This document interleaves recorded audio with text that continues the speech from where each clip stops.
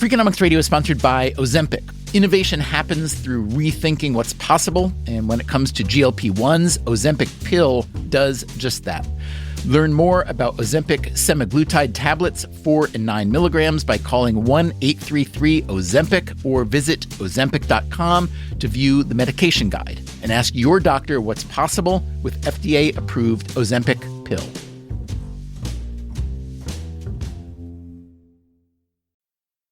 Freakonomics Radio is sponsored by Hotels.com. Hotels.com gives you access to hundreds of thousands of hotels worldwide, and when you join for free, you can save up to 20% instantly with member prices. Plus, every stay earns rewards, so when you book one trip, you're already lowering the cost of the next one. Hotels.com is simple, rewarding, and designed to help you get more out of every stay. Sign up for free and book today. Hotels.com. It's all in the name. Freakonomics Radio is sponsored by Amica. You know what they say, if you want to go fast, go alone. If you want to go far, go together. So go with Amica and get coverage from a mutual insurer that's built for their customers, one that looks after what's important to you together. Auto, home, life, and more, coverage that fits your unique needs. Amica helps you protect what matters most. Visit Amica.com and get a quote today.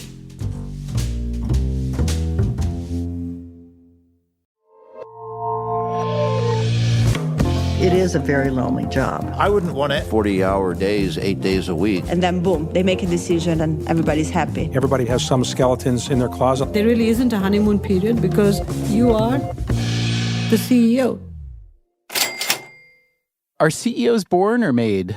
I'm pretty sure it's some combination of both. You know, you look at the data and there's 10 different recipes for success. Nicholas Bloom, an economist at Stanford, has been studying leadership for years. No one could really give us a straight answer on what defined a good or a bad leader. Sure, there are some people that are better than others, but it's damn hard to tell what it is. We've been spending our time lately interviewing the CEOs of companies like Microsoft and PepsiCo and Facebook. You'd think there'd be some sort of a template for what makes a successful CEO, some set of common characteristics. But as Nicholas Bloom and others have told us, the data tell a different story. It's very hard to pin down just what produces or predicts or even indicates a good CEO. So today on Freakonomics Radio, in the absence of great statistical evidence, we'll go the anthropological route and ask the question, how do you become a CEO? We'll track our CEOs from their beginnings through their ascensions, including how they almost didn't make it. I expected I might get fired. He didn't have the nerve to see me face to face because he knew I would have probably punched him out. And then I had my ass kicked in enough times. And then yeah.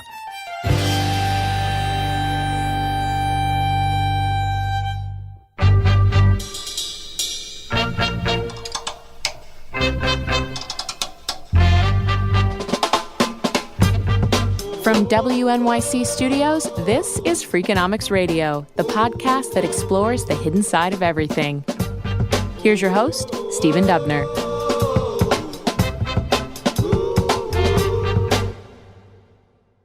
Of the CEOs we've been interviewing, 4 of them got an MBA from an elite school, 2 have law degrees, 1 has a PhD.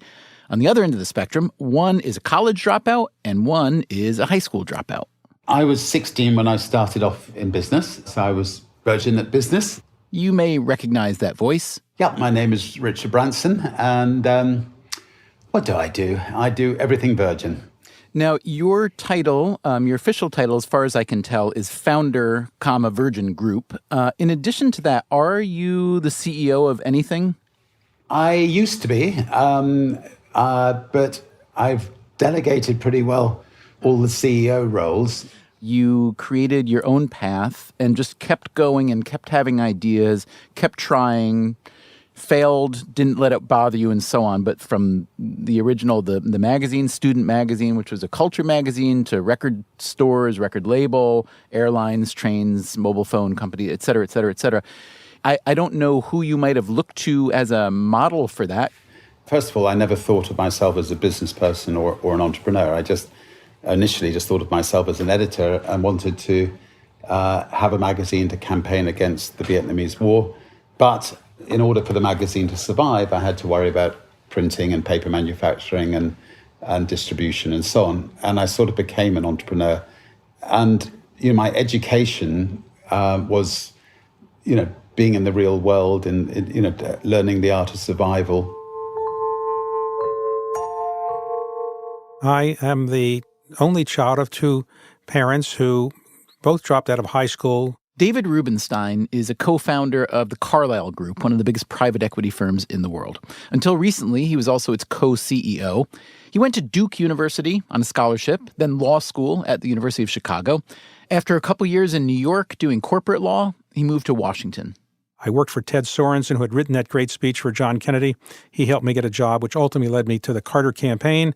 So at 27, I was the Deputy Domestic Policy Advisor to the President of the United States, a job I obviously wasn't qualified for. Now, I've read that you stayed late at your job to make sure that your memos were on top of the president's briefing pile. It's, for better or worse, completely true. I would take into the president's private study my memos and bypass the staff system and put my memos on top. So when the president came in the morning, he would read my memos first because they were on top of the inbox. And that had the advantage of bypassing everybody else's comments on my memos, which was a way of beating the system. It wouldn't be something I would tell my three children. It would be a good way to get ahead. But I would say sometimes you do things in life that, in hindsight, with wisdom and gray hair, you realize probably don't look so good. I came from a dairy farm in Wisconsin. My mom died when I was 8, so I was very motivated always to do well, the good girl. That's Carol Bartz. She was CEO of the software firm Autodesk for 14 years and later CEO of Yahoo. I actually was very fortunate to get a computer science degree from the University of Wisconsin in 1971. Good timing. And I fell into a world that I just loved. And I could continue in that world for, the next 40 years. Talk for just a minute about how being a woman affected your career, if you can kind of measure that input. First of all, it was easier in the beginning because not many people had computer science degrees, and so they didn't care if you were orangutan. You could, get a job because they didn't understand what was going on and they thought maybe you could help them. Unfortunately, though, at that time, I walked into a mess of typical bad men that you read about today. But I was a tough farm girl, so I didn't let too much get in the way. You mean bad in a sexually harassing kind of way, or in absolutely. Absolutely. Yeah. Absolutely. I mean, when I was at 3M, the guys that I worked with called me Carl because they didn't want their wives to know they were traveling with a female. So that of course wasn't harassing me. It was just kind of an indicator of how the world was. And, as time went on and I was able to move up, I was fortunate enough to have some very good mentors and leaders that believed in me, and I was ornery. I think I'm a product of two amazingly unique American things. That's Satya Nadella, the CEO of Microsoft. The first is this technology that reached me where I was growing up, that even made it possible for me to dream the dream. And then the enlightened American immigration policy that would be like to debate, but it allowed me to come here in the first place and live the dream. Only in America would a story like mine be possible. In addition to you, the CEOs of Google, Adobe, MasterCard, and many other big American firms are Indian American, often immigrants like yourself. How do you account for that massive success? Well, I mean, of those companies, other than the Sundar at Google, we all went to the same high school even. So I don't know. Maybe it was the water. First of all, I think it's sort of one of those false positives that you can take too much out of, right? Which is, I think each of us had our own unique story and a unique path. It's, after all, a country with 1 billion people. But a relatively low immigration rate, for most of the immigration. That is correct. I think what you're seeing here is that there was this tech boom, especially starting in the early 90s. There was a good supply of engineering graduates out of the country, and demand meets supply, and the enlightened immigration policy, I think, is what made it possible. I think it's because we are products of an Indian education system at the high school and the undergraduate level, which is all in English. That's Indra Nui, the CEO of PepsiCo. She's also Indian, and I had asked her the same question. All of us grew up with a family that basically valued education over anything else. And I think that's what allowed us to come here and be successful too. I think my dad has a lot of fun stories about how he got me into technology. That's Mark Zuckerberg, founder and CEO of Facebook. He took a lot of pride in being, the first dentist in the area who did digital x-rays instead of physical ones. Oh. And he's just such a geek. But he was always just like, Mark, don't you think this is cool?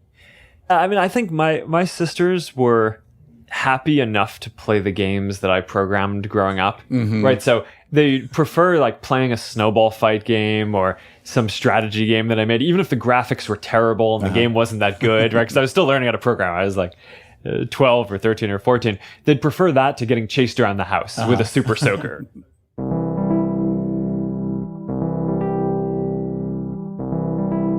You probably already know that Zuckerberg dropped out of Harvard.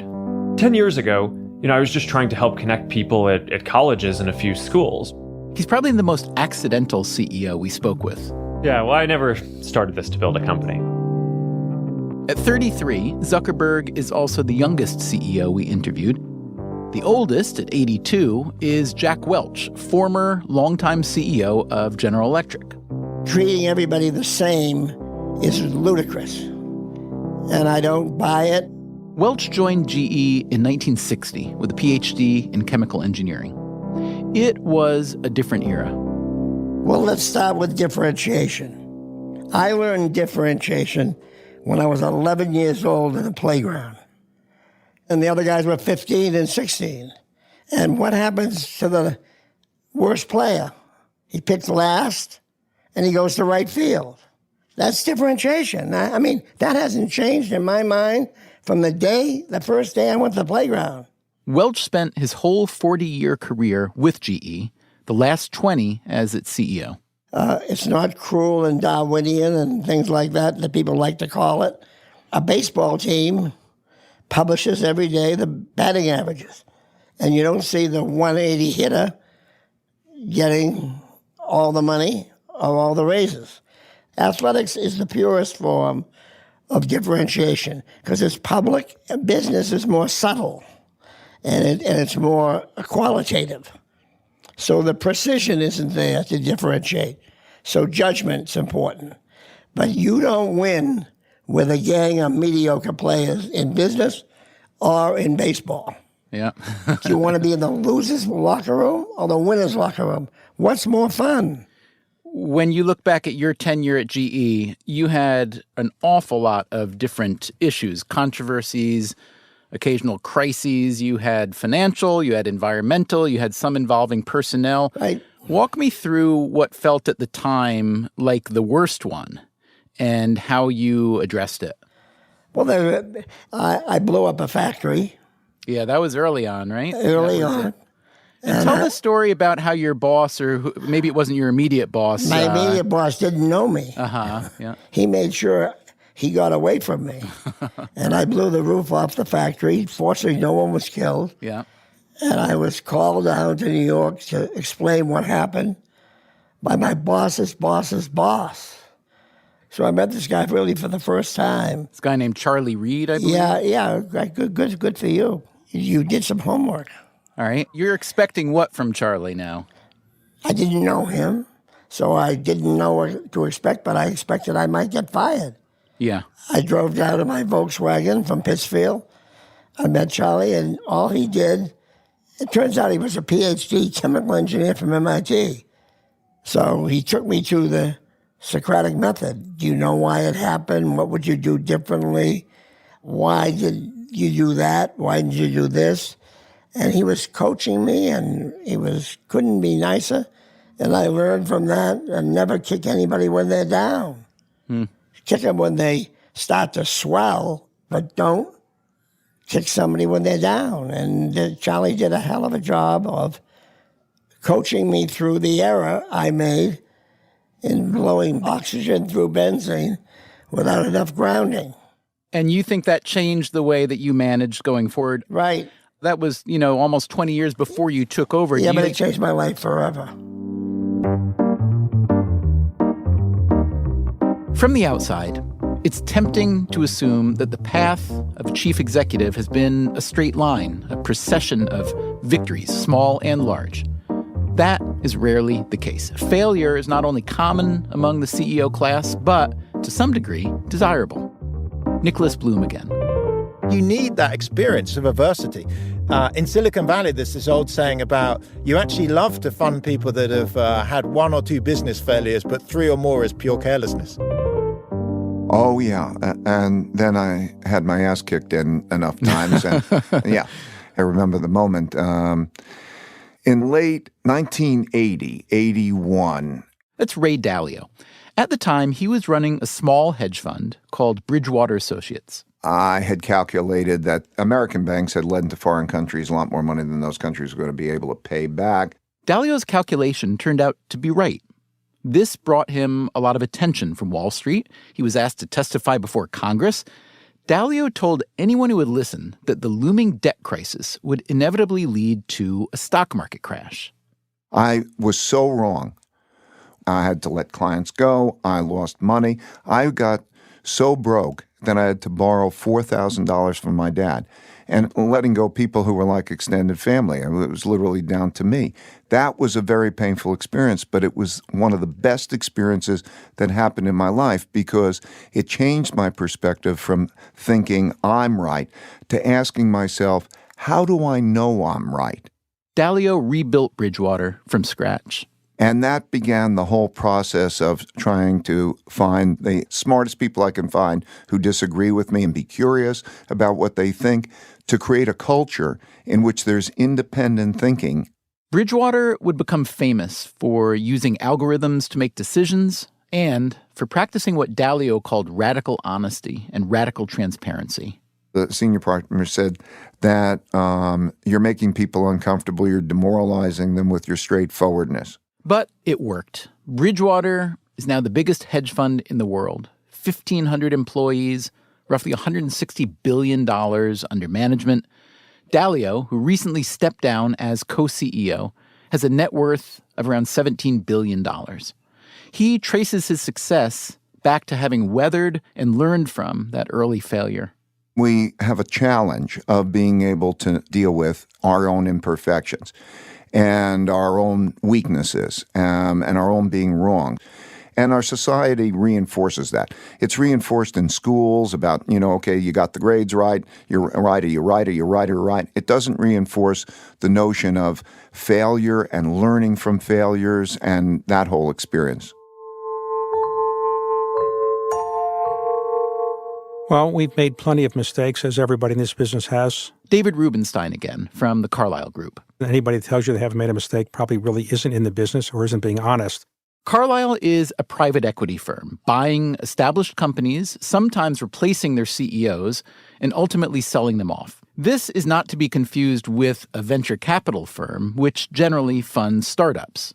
I don't think I have the skill set in venture capital. I passed on Facebook when Mark Zuckerberg was in college, and I had a chance to be an early owner of Amazon and effectively turn it down. Still, Rubenstein is among the most experienced people on the planet when it comes to observing CEOs. Carlyle has acquired or invested in nearly 600 companies in aerospace, healthcare, energy, media, financial services, you name it.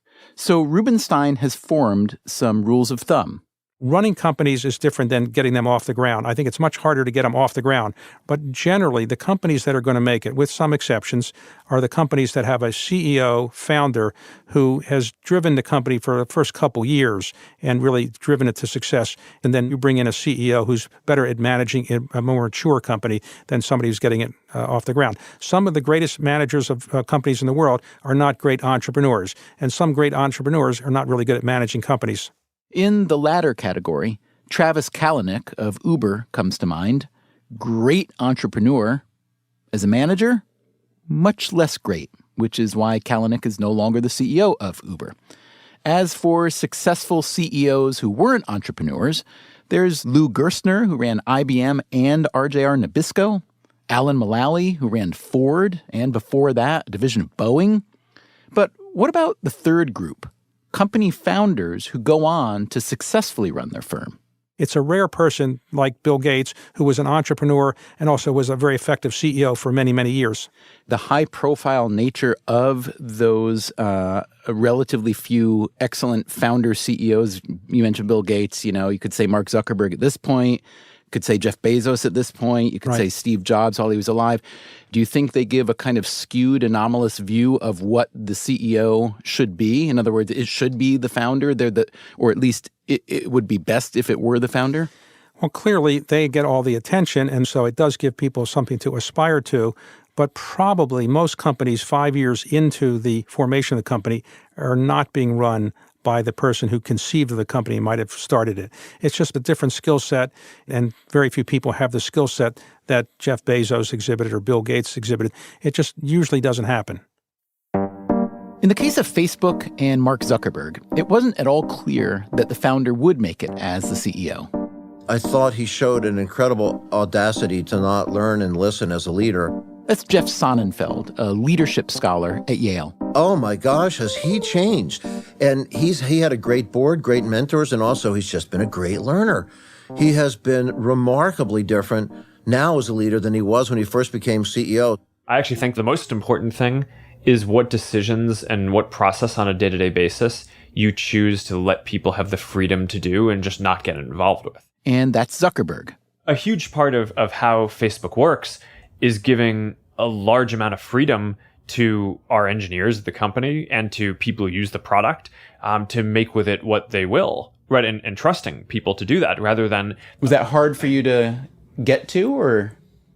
I think it's hard every day. I think because when you're running something, you, of course, have the ability to make as many of the decisions as you would like. So the real art, I think, is not when you know that you have someone who's a superstar who's going to make great decisions, but deciding to let people do things that you disagree with because on principle and it's just going to free up more creativity and people will feel like there's more potential to try different things in the future that may be better if you let them go do those things, even if you disagree with them.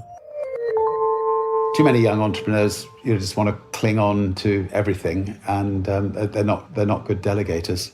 Richard Branson again, the founder of Virgin. If I'm ever giving a talk to a group of young business people, I will tell them, go and take a week out to find somebody as good or better than yourself.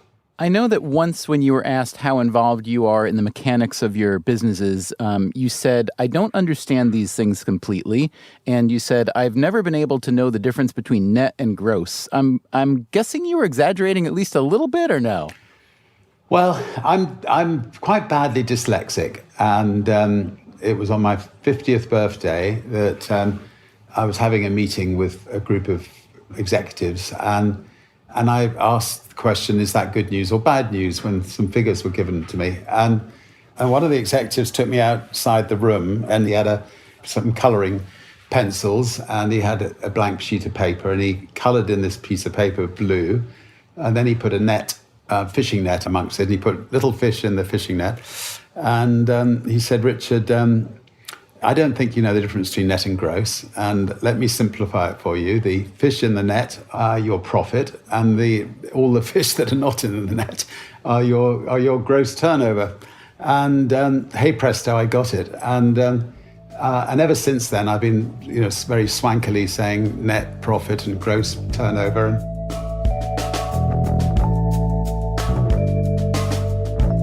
Coming up on Freakonomics Radio, okay. The CEO chair is suddenly empty, and you've got to fill it. What happens now? We can't take one of these knuckle-dragging drones from within to save us. Even the day before, they told me that I was going to be CEO. I didn't think that I was going to become CEO. I was on the sidelines thinking what I would do if I got it. And when I got it, I did it. Tradition versus change. Insiders versus outsiders. Microsoft versus the world. That's coming up right after this.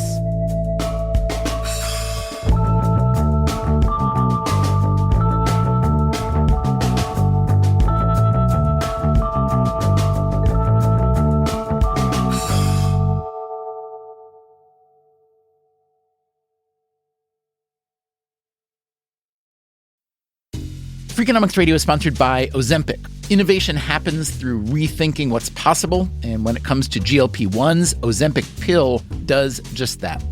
Learn more about Ozempic semaglutide tablets, 4 and 9 milligrams, by calling 1-833-OZEMPIC or visit Ozempic.com to view the medication guide and ask your doctor what's possible with FDA-approved Ozempic pill.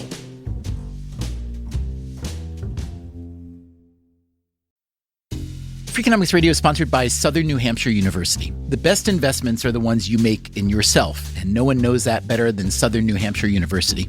With more than 200 online degree programs, no set class times, and low online tuition, Southern New Hampshire University is built to fit your life today and set you up for success tomorrow. Education is an investment. Why not make it a smart one? Apply for free at snhu.edu/Freakonomics. Freakonomics Radio is sponsored by Southern Company. The world and its energy needs are always changing. Southern Company's commitment to meeting this demand stays the same. That's because Southern Company believes energy is more than a utility, it's what powers possibilities. So they are looking ahead and investing $80 billion in infrastructure upgrades and are committed to fueling growth in ways that benefit all customers so that reliable and affordable energy is accessible for generations to come. Go to southerncompany.com to learn more. Southern Company, building the future of energy.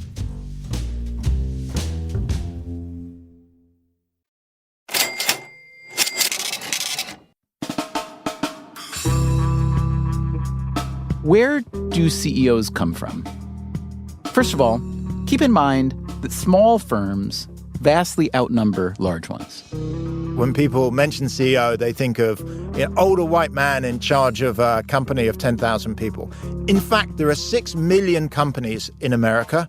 The median company, so the 50th percentile, has 3 employees, and the most common company has 1. But let's say we are talking about a big company. Maybe it's a startup like Facebook or Uber that shot into the stratosphere. Maybe it's an old-timer like General Electric or PepsiCo.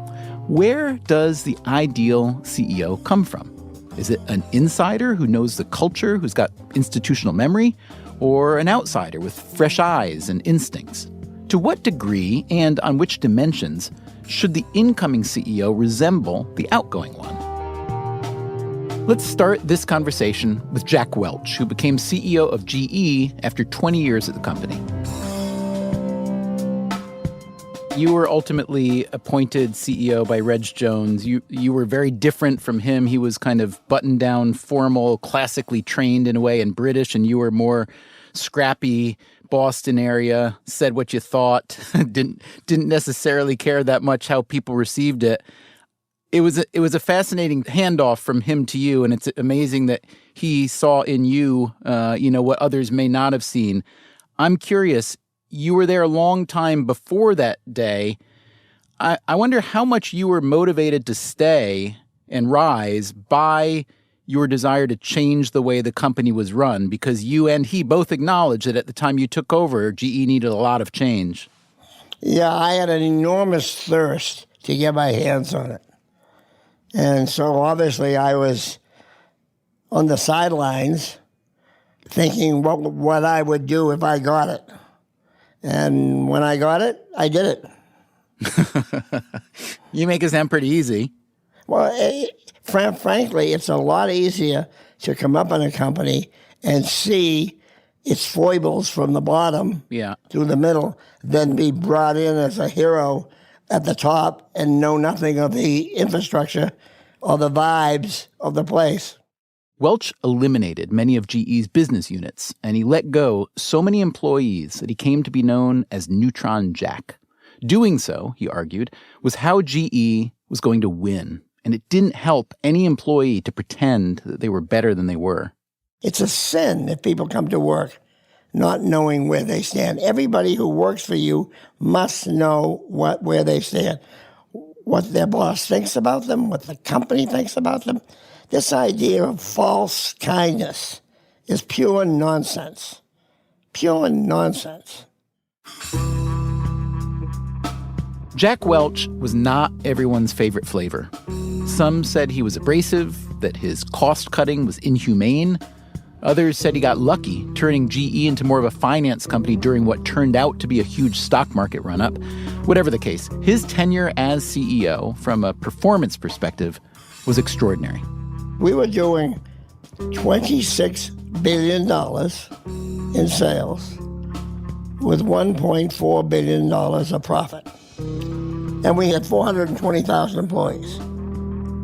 Okay, that was the early 1980s.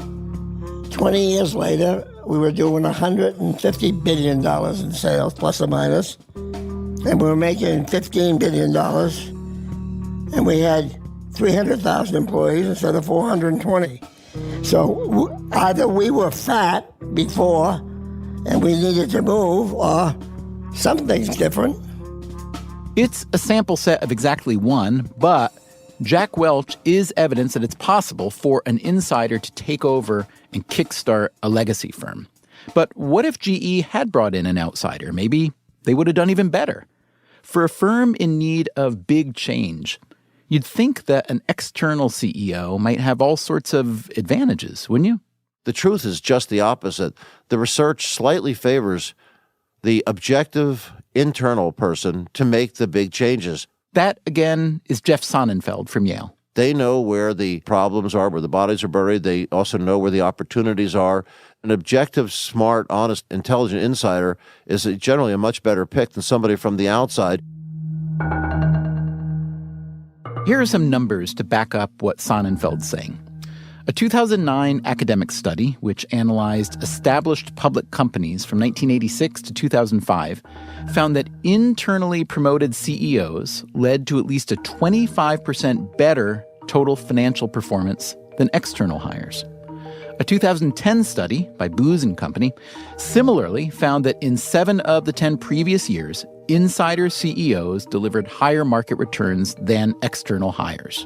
And yet, external hiring seems to be on the rise. In 2013, between 20 and 30% of boards replaced outgoing CEOs with external hires. A few decades ago, that number was only 8 to 10%. Outside hires also tend to be more expensive. Their median pay is $3 million more than for inside hires. So an external hire will, on average, cost you more and perform worse. And yet, that's the trend.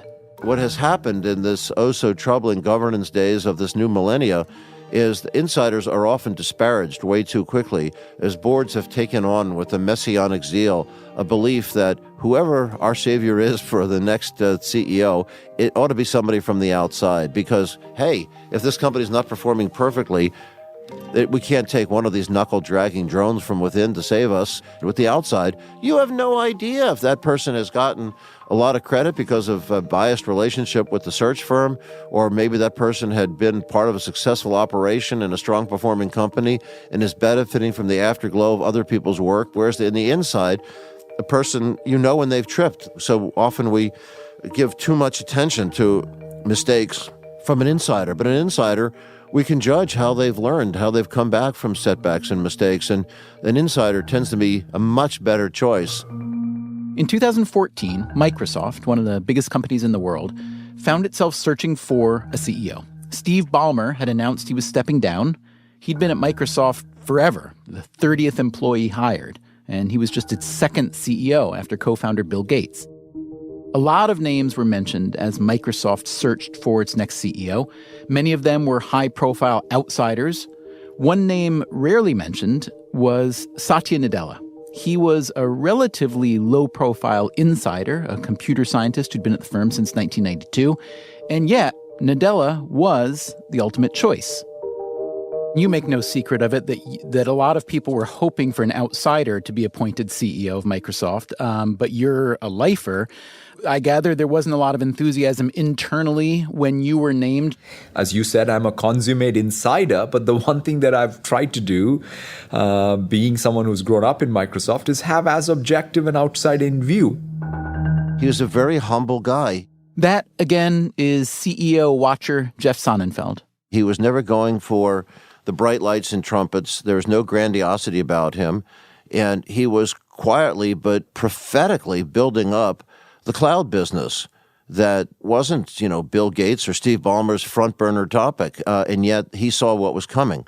And as CEO, one of the things he's done is by increasing market cap since he's been in there in just, 3 years, just over 3 years, by $250 billion.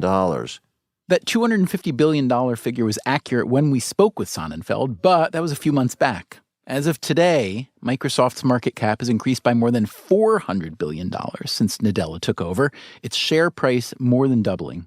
But that tells only a small part of the story, because he did come into a culture that had become very bureaucratic.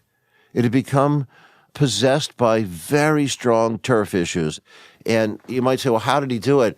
Just talking with insiders in there, there's an absolute genuine collaborative decision-making on anything large or small, that it isn't driven by fiefdoms, nothing by imperial decree. There's an accessibility and a friendliness, almost a playfulness that he's brought in to a company where you just wouldn't have thought it was possible at this life stage to do it. What he did to revive the culture is incredible. Nadella himself attributes his management success to one word: empathy. He wasn't always so empathic. I always ask myself, at 25 when I was interviewing and somebody says, what would you do if you see a baby on the street crying and after having fallen down?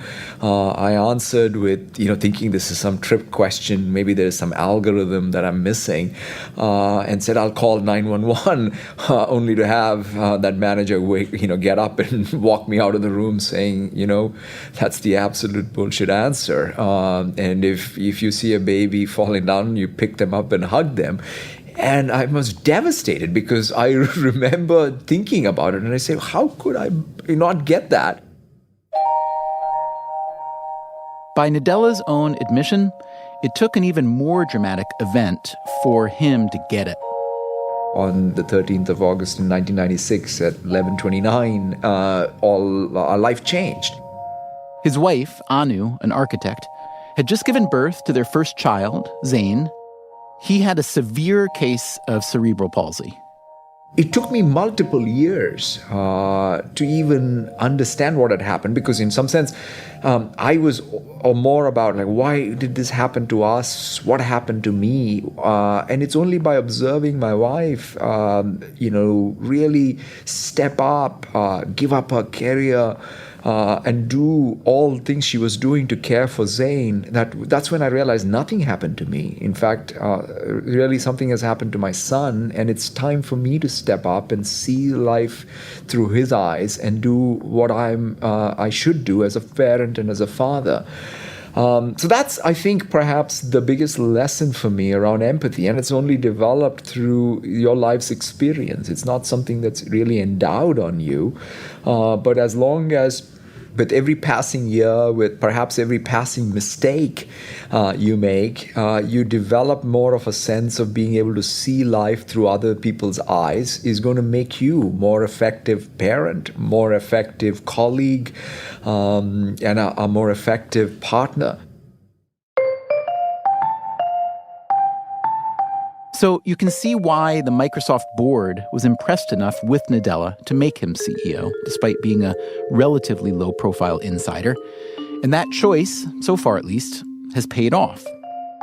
But the fact is that many CEO searches look for a very typical sort of candidate. I talked about this with the Stanford economist Nicholas Bloom. By the time you get to people with basically, great education, charming individuals, some kind of prior experience, they're all in the frame for leadership. It sounds as though you're raising then a central problem or challenge at least, which is if everybody's always looking for CEOs who fit the CEO mold, then you're going to continue recruiting and installing a bunch of well-educated white men from middle or upper middle class backgrounds, which is, I think we'd all agree is A, potentially very discriminatory, but B, potentially idiotic because you're reducing your pool of potentially excellent people. So how do you deal with that? Imagine if you were making a new type of soup and you decided to invent tomato soup. There's already 100 different, types of tomato soup out there. But if instead you went for something different, hedgehog and chili soup, most people would think it's horrible. They'd never go near it. But, 1 in 100 consumers would think that's kind of cool and try it out and you'd have a market. Much as it is with CEOs, you actually really want diversity because you actually want to be different from your competitors. And that enables you to have the edge. It enables you to innovate. So sure, there's going to be a lot of, white men CEOs, but given there's a lot of white men CEOs out there, actually, there'd be a lot of payoff to having, something different because you have a different angle and that's where you can make money in business. Are we actually going to find that people are starting to hire people with different views and different backgrounds and different experiences who we really believe are going to change the system and not just perpetuate it with different players? That's Ellen Pao. I am the Chief Diversity and Inclusion Officer at the Kapor Center and a venture partner at Kapor Capital. And I'm also CEO and co-founder of Project Include, a nonprofit oriented towards giving everyone a fair chance to succeed in tech. Pao herself had a brief and stormy tenure as CEO, interim CEO technically, at Reddit. Some of the changes she made deeply upset the Reddit community. At the end of the day, I think the board didn't have the stomach for it. And, they told me that they wanted me to reach, either 350 million or 500 million users by the end of the year. And I just said, no company has done that. So that, I can't commit to doing that. And that ended up being the reason why they asked me to leave. From her experience within firms and as a venture capitalist, Pao has found that the CEO playing field is quite unlevel, tilted especially against women.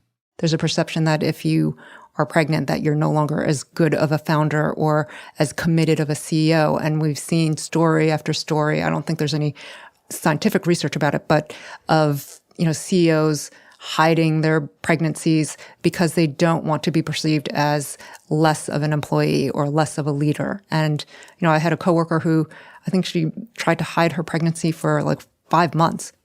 We'll look more closely at gender and leadership in an upcoming episode about what's called the Glass Cliff. It'll feature Carol Bartz, the former Autodesk and Yahoo CEO we heard from earlier. The guys that I worked with called me Carl because they didn't want their wives to know they were traveling with a female. When Bartz took over Yahoo in 2009, the company was in a lot of trouble. She only lasted 2.5 years. Well, I was in a limo driving into New York City when I got a call from Roy Bostock, the chairman of the board, and told me I was fired. I was literally 20 minutes away from where he was physically located. He didn't have the nerve to see me face to face. I do not believe that that would have happened to a man. He didn't have the nerve. Now, I like to think he didn't have the nerve because he knew I would have probably punched him out. But and was he right? Might be right. I don't know. Why did Carol Bartz, with such an excellent track record as CEO of Autodesk, fail as CEO at Yahoo? Is it because she was an outsider? Was it a strategic issue? A personality issue? Maybe a timing issue? Or maybe Carol Bartz's failure had nothing to do with Carol Bartz. Maybe Yahoo was just a company being blown sideways in a tech tornado where display ads were cratering and Google was killing everybody else in search. Bartz's successors didn't have a very good time either. Yahoo was at one point the world's most popular web destination with a market cap of more than $110 billion. Last year, it was sold to Verizon for $4.5 billion. So maybe we should be cautious about ascribing too much blame or credit to a given CEO. There are a lot of factors to consider in any firm's success or failure. And, as we've learned today, there's a huge variance in the backgrounds and styles and skills of different CEOs. There seems to be no secret sauce whatsoever, unless maybe it's luck. That said, we also learned that when it's time to pick a CEO, the numbers do seem to suggest that the best bet is a stable and experienced insider. Even the day before they told me that I was going to be CEO, I didn't think that I was going to be CEO. So there wasn't a plan to become CEO. The plan was to just keep doing a very, very good job and, focus on running the job that I had and making sure the company was in a good place. I think one thing just led to another. Indra Nooyi of PepsiCo is easily the most experienced, stable insider we've run across in our reporting on CEOs. At one point, she was chief administrative officer, chief financial officer, and chief operating officer, basically all at once, and then took on the tasks over Christmas at one point to become also chief technology officer. Indra is an unbelievably brilliant person. So, coming up next time on Freakonomics Radio, what's it like to take over a huge multinational food and beverage company just as the world decides that your food and beverages are a threat to humanity, and just as a global recession hits? One had to learn in a hurry how to run this company through extreme periods of adversity. And there's no book you can read. You have to develop the book as you go along. And that's what was really, really, really tough. Indra Nooyi on how to run a company instead of getting run over by it. That's next time on Freakonomics Radio. Freakonomics Radio is produced by WNYC Studios and Dubner Productions. This episode was produced by Max Miller. Our staff also includes Allison Hockenberry, Merritt Jacob, Greg Rozalski, Stephanie Tam, Vera Carruthers, Harry Huggins, and Brian Gutierrez. For this series, David Herman did the sound design with help from Dan DeZula, and the music you hear throughout our episodes was composed by Luis Guerra. You can subscribe to Freakonomics Radio on Apple Podcasts or whichever podcast app you use. You should also check out our archive at Freakonomics.com, where you can stream or download every episode we've ever made. You can also read the transcripts and find links to the underlying research. We can also be found on Twitter, Facebook, or via email at radio@freakonomics.com. Thanks for listening.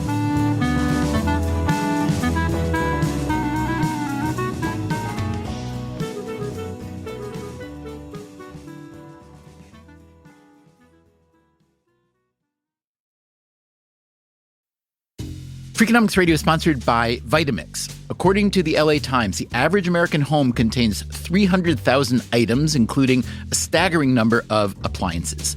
All those gadgets, just clutter. But there's one tool that delivers what a dozen others only promise. From pureeing to chopping, Vitamix blenders bring the power of an entire kitchen to your countertop, offering enduring performance and precision you can count on. In a world full of clutter, do more with less. Visit Vitamix.com and shop now. Hi, I'm Angie Hicks, co-founder of Angie. One thing I've learned is that you buy a house, but you make it a home. For decades, Angie's helped millions of homeowners hire skilled pros for the projects that matter. Angie, the one you trust to find the ones you trust. Find a pro for your project at Angie.com. Breathe in. Feel the sense of calm that comes from having up to $300 in overdraft protection with GoToBank. Now... Did you say $300? Yes. Now, back to our breathing. So if I overspend my balance, GoToBank has my back up to $300? Yes. Can we breathe out now? Less worries, more zen, with over $300 in overdraft protection. Tap to open an account today. Eligible direct deposits and opt-in required for overdraft protection. Fees, terms, and conditions apply.